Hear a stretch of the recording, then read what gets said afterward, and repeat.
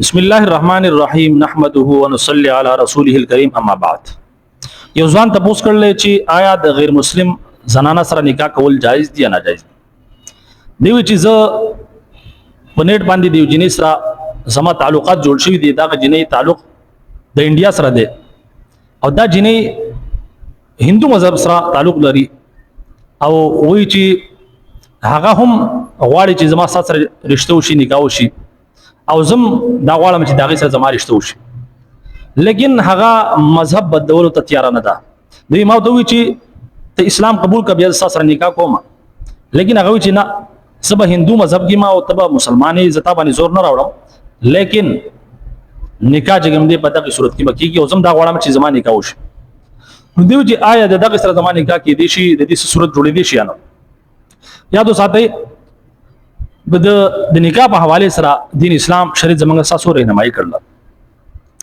بالخصوص چې کوم اهلی کتاب دی هغه مذهبونو والا چې کوم آسماني کتابونه مني، اوس مثال طور پر يهوديان دي یا عیسایان دي، داغو چې کوم زنانه دي داغو سره نکاح کول په دین اسلام کې په شریعت محمدي کې جایز دي. یعنی یو عیسائی زنانه وي یا دغه شانت يهودي زنانه وي، د هغه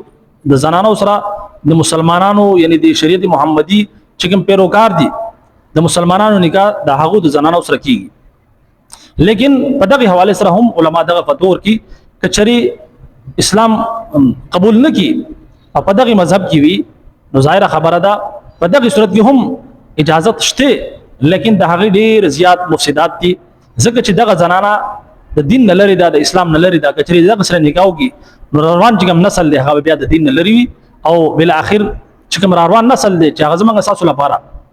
مېشت مسلمان صدقه جاریه وي هغه بیا کم طرف ته ځي، بد مذهبي طرف ته ځي تر دې پورې چې غیر مسلم وي، ځکه چې د کور د ماشومان چې کوم اول درسګه دی هغه د مور هغه کوي چې مور بخپله د دین نه خبره وي نو هغه بخپل د ماشومان تربیت کوي. نو په دغه حواله سره هم سبا کې کوم دی علما او بهتر دغه چې دغه زنانه سره هم نکاح کوي اگر چې شریعت اجازه ورکړل او دغه شانتي داغو چې کوم نارینه دي داغو د نارینه سره د مسلمانانو زنانو نکاح جایز نه دي په هر صورت کې، صرف داغو د زنانو سره د مسلمانانو د نارینه نکاح جایز دي. دا د هغه مذهبونو والا سره چې کوم اهل کتاب دي یعنی يهوديان دي یا عیسایان دي. بل طرف ته چې مسله دا چې مشرکین دي څنګه چې هندوان دي یا آگ پرستی یا دغه شانتي بت پرستی، دا ټول چې کوم دي دا مشرکین دي. د دوی سره په ستور هم نکاح کول جایز نه دي، بلکې په قران مجید کې الله حبیب په دغه حواله سره واضح پیغام جاری کړل ولا تنكحوا المشركات حتى يؤمن، د مشرک زنانو سره نکاح مکوئ تر هغه وخت پورې چې هغه ایمان راوړي،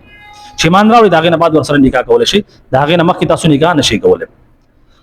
ولا امه مؤمنه خير من مشركه ولو اعجبتكم، تاسو لپاره باندې یعنی هغه وینځه چې مسلمانه دغه بهتره ده د هغه مشرک زنانه چې کوم تاسو ته خیسته لګي خولي لګي، یعنی د هغه اساس لپاره بهتر دغه چې د یو وینځ سره نکاح کوي مسلمان وینځ سره هغه تاسو لپاره زیاته بهتر ده تر دینه چې تاسو د غیر مسلم یا د مشرک زنانه سره چې کوم نکاح کوي. بیا الله حضرت مخکې فرمایي ولا تنكحوا المشركين حتى يؤمنوا، چې کوم زنانه دی هغه ته دا پیغام ورکړل تاسو د مشرک نارینه سره نکاح مکوئ تر هغه وخت پورې چې هغه ایمان راوړي، چې ایمان راوړي بیا سره نکاح کول شي، لیکن د هغه نه مخکې تاسو نکاح نشئ کولای. ولا عبد مؤمن خير من مشرك ولو اعجبكم، تاسو لپاره یو غلام مؤمن بهتر دی چې تاسو د هغه سره نکاح وکړئ، د هغه مشرک نارینه نه چې کوم تاسو ته خلګي بهتر لګي، بهتر دغه چې تاسو د غلام مؤمن سره نکاح وکړئ لیکن د مشرک سره نکاح مکوئ چې کوم تاسو ته خوښ دا زنانو ته پیغام ورکړل. ځکه چې دوی تاسو کوم طرف ته راغواړي، دوی تاسو ور طرف ته راغواړي، جهنم طرف ته راغواړي. ظاهره خبره ده چې تاسو ورسره نکاح وکړو او د هغه نه بعد بیا تاسو کې تابع او خپل چونګل کې راولي او ایسه استقبال د دین نه بدل لري ته تعال لري نه کینو، لیکن دا چې کوم پیدا شي هغه به ضرور د دین نه لري او مشرک به جوړي. نو ځکه الله دې فرمایي چې هغه تاسو جهنم طرف ته راغواړي والله يدعو الى الجنه والمغفره باذنه، او الله دې تاسو راغواړي جنت طرف ته مغفرت طرف ته. نو بهرحال کچري جنت طرف ته مغفرت طرف ته غواړي نو د داسې زنانو نه ځان لرې وساتئ چې کوم مشرک دي او کچری اسلام راوړي دا غي نه بعد تاسو ته لپاره اجازه شته لیکن د شرک په حالت کې بالکل د الله رب عزت د طرف نه واضح پیغام دی چې هغه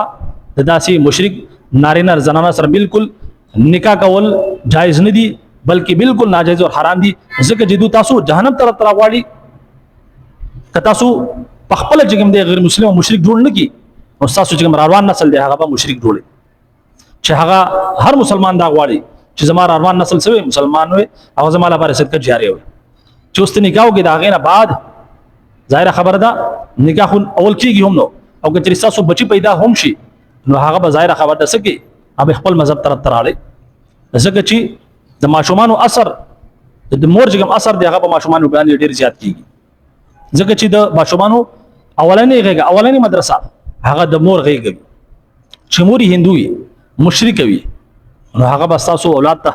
د الله په باره کې د الله وحدانیت بیانې د محمد رسول الله صلی الله علیه وسلم رسالت په بیانې دغه تعلیمات په بیانې هرگز بهرحال کچری هغه مسلمانېږي نو نکاح ور سره وکړي کچری نه مسلمانېږي نو بالکل په دغه ځای پرې خپل د ایمان سودا مکوي بهرحال امید کوم چې مسله به مو په سمجھ کې راغلی اجازه راکړئ السلام علیکم ورحمت الله وبرکاته